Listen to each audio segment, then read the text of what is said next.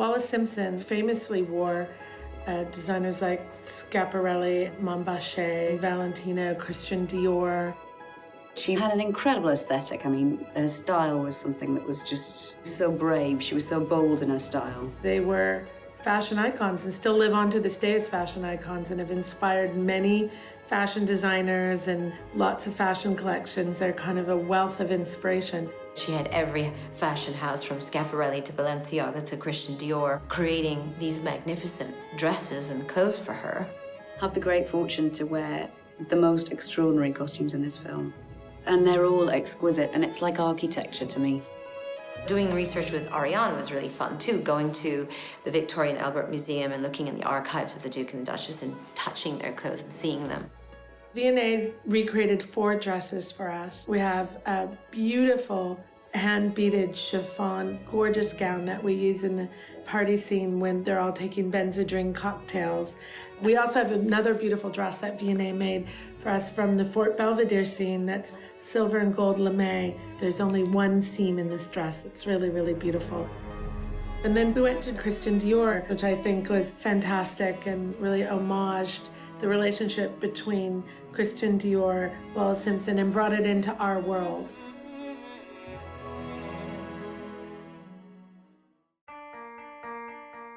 Andrea Riseborough has 50 costume changes in this movie. James Darcy has 30. Abbie Cornish has 40 costume changes.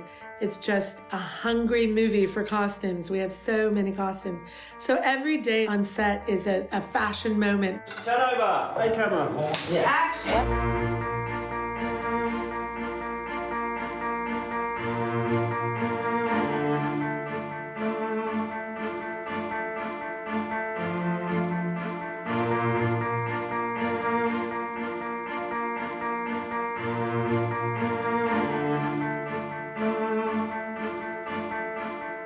As you can see, I'm not quite as chic as Andrea is in the film. She had her own style, Elizabeth, and it sort of lived on for generations. There's a scene in our film where Queen Elizabeth is having a hat fitting.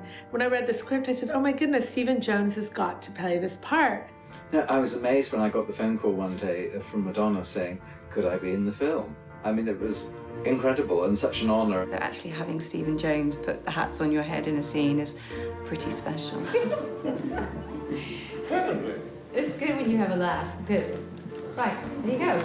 And it looks lovely on top of that hat. The jewelry alone is just such a huge part of our film. So we worked with Cartier. For Cartier, it was very interesting to have such clients like her. You set trends with those kind of women. The Duke spent a lot of money for her, but she also had this taste for jewelry. The Duchess of Windsor was the first to purchase those kind of three-dimension items. One cross, the Emerald Cross, Edward gives to Wallace when they're on the beach in Cannes. After we'd finished the scene, Andrea suddenly said, oh, wait a minute, the bracelet with all the other crosses on it, I've lost it. Yeah.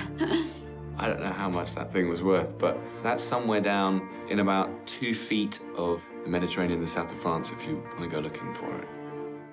The great thing for me is Madonna really cares about visuals and she really understands costumes. I mean, we have a director that understands couture from the most visceral standpoint of having worn it herself. Her heart is in a place that is so passionate and so excited about the project that it's difficult not to be swept up by that and want to go the extra mile. It's just been intensive, and I like how all-encompassing it's been, you know, and nothing's taken for granted.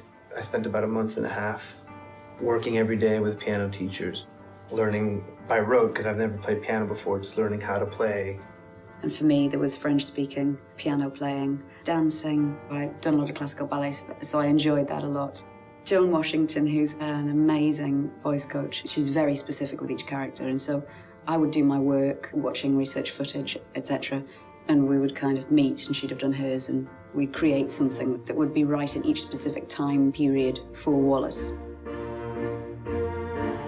Edward was pretty much like an all-rounder, so there was a lot of riding and bagpipe playing.